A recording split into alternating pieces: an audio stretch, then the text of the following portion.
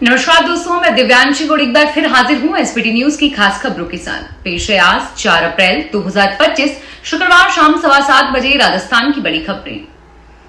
अमेरिकी राष्ट्रपति Donald Trump के टैरिफ ने शेयर बाजार के साथ सोने की चढ़ती कीमतों को भी नीचे ला दिया है।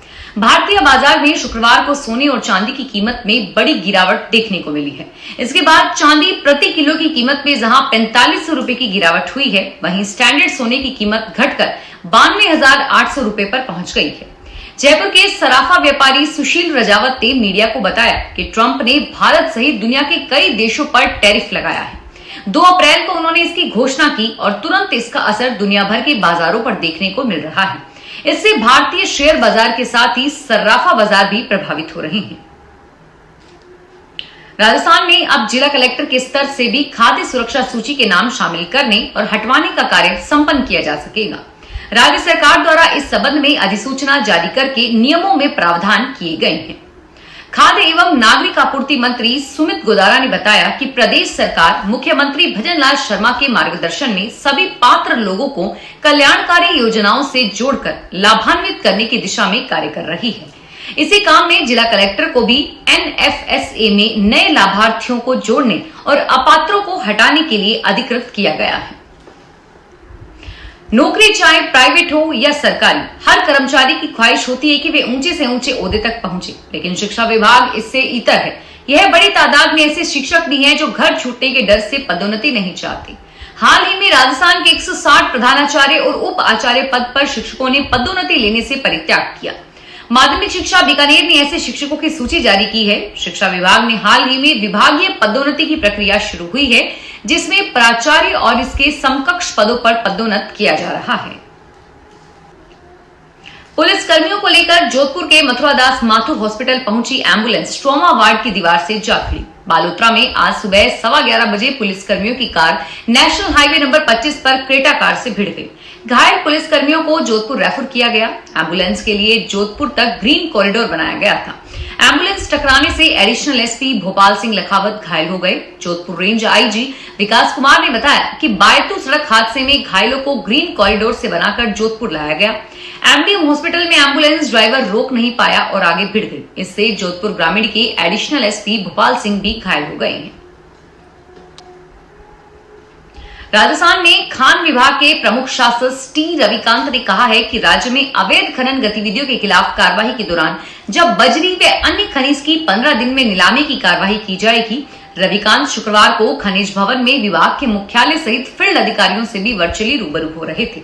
उन्होंने कहा कि मुख्यमंत्री भजनलाल शर्मा के निर्देशानुसार विभाग द्वारा ओचक अभियान की आवश्यक तैयारियां आरंभ कर दी गई हैं और विभागीय अधिकारियों को अवैध खनन गतिविधियों के खिलाफ सख्त व प्रभावी कार्रवाई के निर्देश के साथ ही स्पष्ट संदेश दिया गया है कि इसमें किसी भी तरह की कोताही बर्दाश्त नहीं की जाएगी।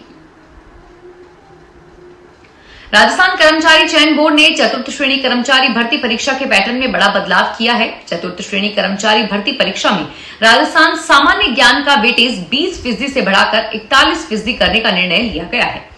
पहली परीक्षा में 120 प्रश्नों में से 25 प्रश्न ही राजस्थान जीके से होते थे, लेकिन अब इसकी संख्या बढ़ाकर 50 कर दी गई है। चतुर्थ श्रेणी कर्मचारी भर्ती में अब तक 7,30,534 अभ्यर्थियों ने आवेदन जमा कराए हैं। आवेदन करने की अंतिम तिथि 19 अप्रैल है। इस भर्ती में कुल 53,750 पद हैं और भर्ती परीक्षा 18 से 21 सितंबर तक आयोजित की जाएंगी। राजस्थान सरकार ने हरियाणा को जोड़ने के लिए अरावली में खनन माफिया द्वारा अवैध रूप से बनाई जा रही 6 सड़कों को बंद करने का आदेश दिया है। राज्य के मुख्यमंत्री भजनलाल ने जांच के आदेश दिए हैं तथा दोनों राज्यों के बीच खनन संसाधनों के परिवहन के लिए अवैध रूप से रास्ते बनाने के लिए पहाड़ियों को और पेड़ों को गिराने की खबरें सामने आने के बाद कार्रवाई शुरू हुई है।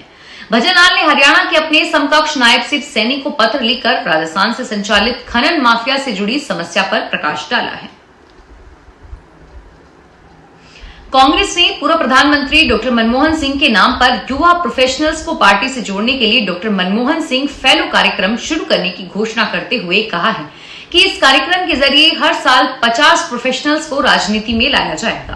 कांग्रेस संचार विभाग के प्रमुख पवन खेड़ा और पार्टी के झारखंड के प्रभारी और अनुसूचित जाति जनजाति अल्पसंख्यक के प्रमुख राजू तथा प्रोफेशनल कांग्रेस के चेयरमैन प्रवीण चक्रवर्ती ने शुक्रवार को पार्टी मुख्यालय में संयुक्त संवाददाता सम्मेलन में कहा कि डॉक्टर सिंह के नाम पर फेलो कार्यक्रम शुरू किया जा रहा है और इस कार्यक्रम के तहत हर साल राजनीति में आने के इच्छुक उन 50 मिड करियर प्रोफेशनल्स को भी शामिल किया जाएगा।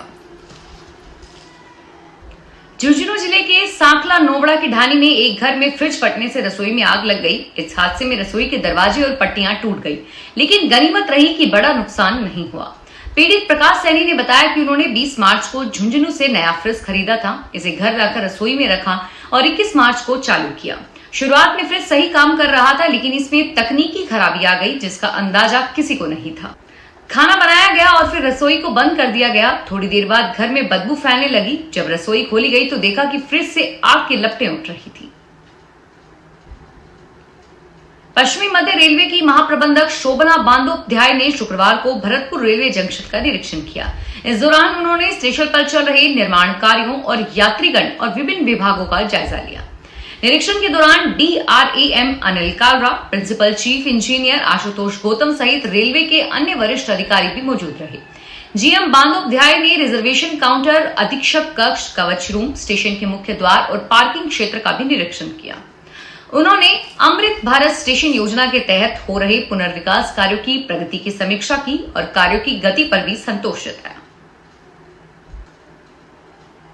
समीक्षा बैठक में मिली शिकायत के बाद कोटा जलदाय विभाग के अधिकारी पर गाज गिरी है। राज्य सरकार ने आदेश जारी करके एडिशनल अभियंता कोटा भारत भूषण मिगलानी को APO किया है। जलदाय विभाग के एडिशनल चीफ इंजीनियर DN व्यास ने बताया कि कल समीक्षा बैठक में उनके खिलाफ कई शिकायतें मिली थी, जिनका जवाब पूछने पर भारत भूषण मिगलानी संतोषजनक जवाब नहीं दे पाए। इस पर मंत्री कन्हैयालाल चौधरी ने नाराजगी जताई।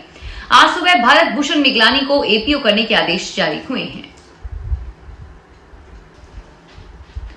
फोन रेल यात्रियों के खो गए हों या गायब फोन, मोबाइल फोन को ढूंढ निकालने के लिए रेलवे सुरक्षा बल ने दूरसंचार विभाग से हाथ मिलाया है। इसके तहत RPF ने दूरसंचार विभाग के central equipment identity register portal के साथ सफल साझेदारी की है।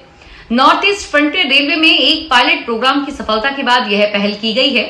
भारतीय रेल द्वारा इस पहल को पूरे भारत में लागू किए जाने के बाद करोड़ों रेल यात्रियों को फायदा मिलेगा।